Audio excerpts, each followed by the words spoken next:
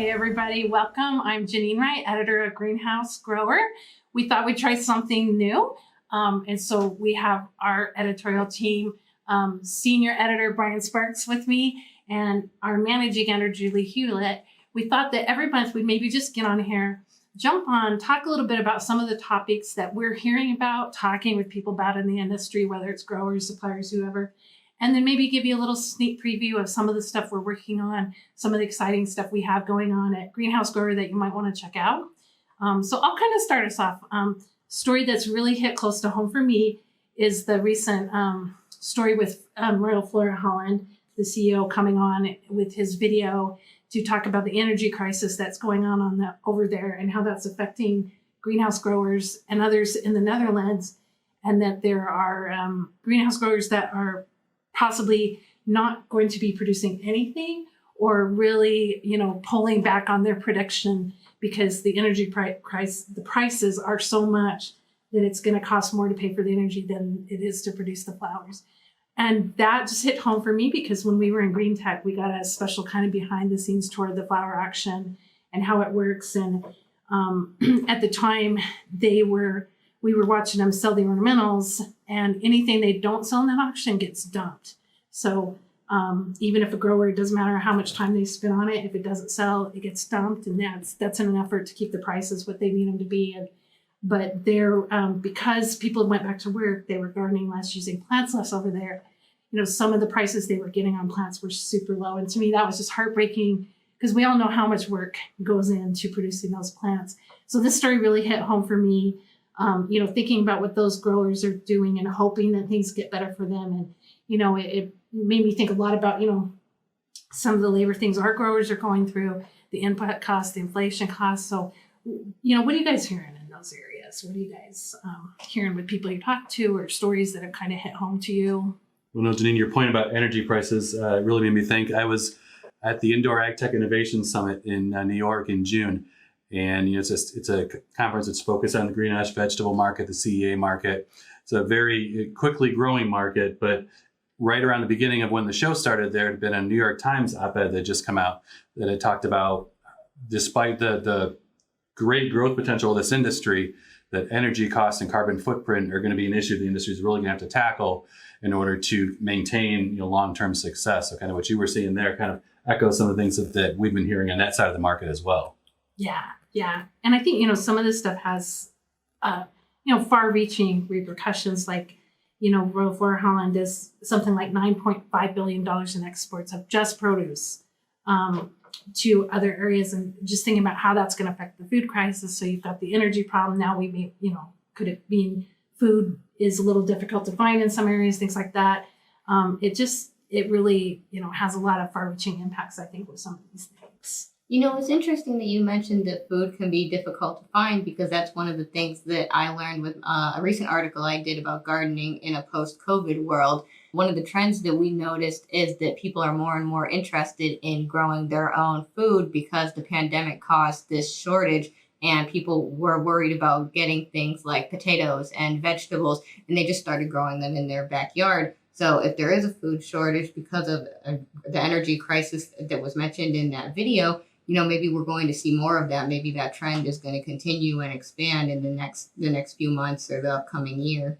Yeah, that could be a very good possibility. And, and I know, as we know, a lot of greenhouse growers are growing vegetable transplants and stuff, and they could be a key part of, helping people with, meet that kind of demand. Could be very interesting. I think a lot with this, something that our growers, and a lot of growers, we know that they struggle with this over in Europe too, is the labor issue. We know some things are coming with H2A, the adverse wage laws. They're going to have an impact. We don't know what kind of an impact yet, but we know that that's coming, and that, everybody's going to be looking for solution and ways to help with that. I know, Julie, you're doing a lot in the labor area for us right now. I want to share some of the stuff that you're learning. Yeah, I hope you guys are going to check out our upcoming series on labor. It'll be on greenhousegrower.com starting near the end of September, and we're going to run one article each month for the next 4 months, and it's really solution focused. So we know that you guys are dealing with labor challenges. We don't want to just repeat those because you already see it on a daily basis. So we have a lot of great advice from industry experts, from growers that have really innovative solutions. One of the people that Janine and I recently spoke with was Craig Regelbrew from American Hort, and he mentioned a couple of H2A related things that growers would be interested in. So there are two program rules coming up in September or October.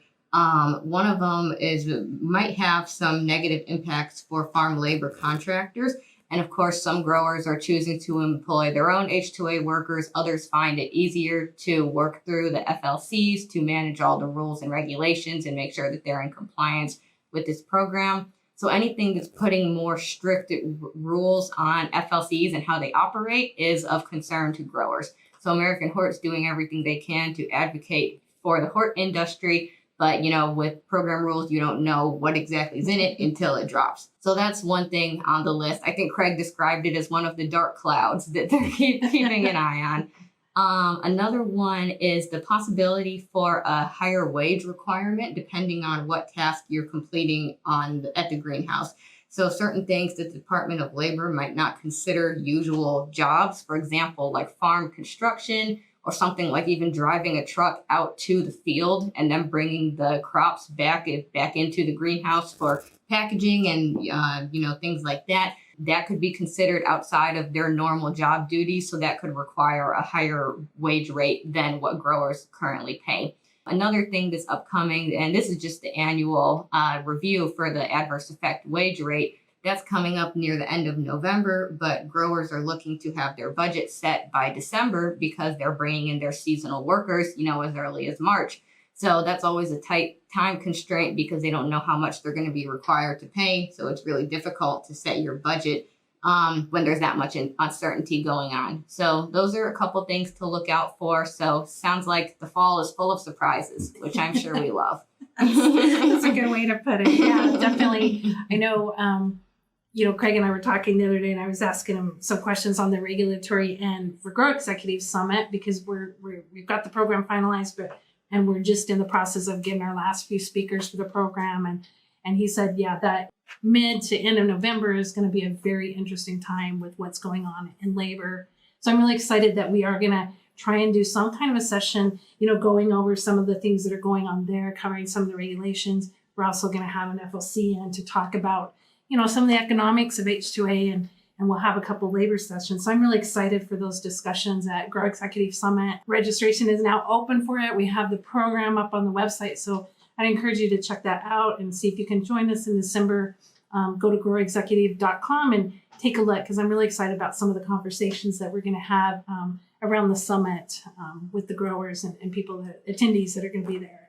So, and Brian, I know, there's a lot of exciting stuff going on just on greenhousegrower.com, and that's part of, we want to make where some of those things that you may want to check out. So yeah, so Julie mentioned the labor series, which you can all look forward to.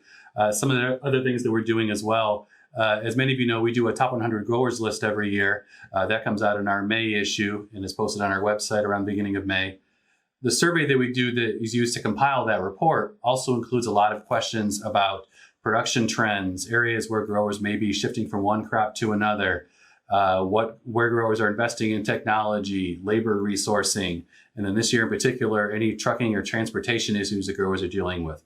All that information we've compiled into a white paper that you can download on greenhousegrower.com. Also on greenhousegrower.com, a couple weeks ago, we put together a webinar that was focused all about pricing issues. They kind of start with the prices, the evolving prices that you're paying for crop inputs to grow a crop, and how that kind of trickles down to the price that you then set for your crop for the end consumer, and kind of how to put all that together to maintain profitability in the short and long term. We put together a great panel of speakers: Tom Demeline with Willoway Nursery, Michelle Klieger at Strategyrum Consulting, and then Jonathan Laporte at Michigan State University for a great roundtable discussion. That is also available for on-demand viewing on greenhousegrower.com. And if you look around the site, you'll find a lot of contributions from across the industries. We all know there's so many things happening in every corner of this industry. Despite the talents of the three people who we're talking right now, it's too much for us to be able to cover on our own. So what we've really tried to do is put a greater focus on getting voices from across the industry for content for our website. So whether you're a grower, whether you're a supplier, whether you're a researcher who's been around the industry for a while, somebody who's new looking to make a name for yourself and just kind of want to talk about either the things that you're working on or things that you're seeing in the industry.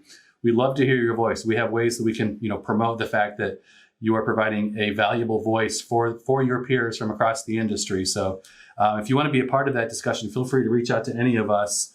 We're always looking for great digital content because the universe is endless as far as what type of information we can put out to our audience. So look forward to talking with any of you more about that. So just a snapshot of a few things on greenashgrower.com. Yeah, and also if you're looking to contribute or you want to get your voice out there, don't think that you have to be a writer. We're happy we can do video. There's all kinds of things we can do. But one thing we want to make clear is that, it's easy sometimes with the trade publications to think it's about the editorial staff or the freelancers that help us out or people that write for us. But we want to be a voice for everyone, across the industry. And we're always happy to get your insights and your expertise, because we want to share that with everybody. I think it makes everybody better for sharing those solutions and innovations and things like that. We're going to try and do this every month. We hope you like it. If you do, let us know. Give us a shout out. If you want to talk about some of the things we've talked about, we'd love to hear from you, even if it's just a chat on the phone. So thanks everybody for watching, and we'll see you next month.